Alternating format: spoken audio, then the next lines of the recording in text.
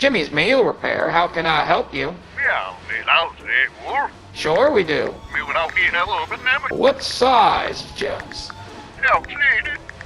No, I mean what size is the bag? That's original. Okay. Ska jag säga?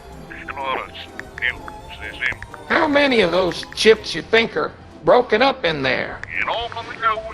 Uh-huh. Oh, I see.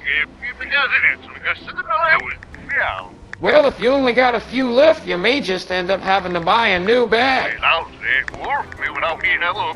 Well, we have a process where we take some of the remaining chips and we weld them together. It takes about 2 or 3 days. It costs you a pretty penny, but if you want to bring it in and do it, we can do it. Forever. We're open till 6. You betcha. Bye-bye now. Well,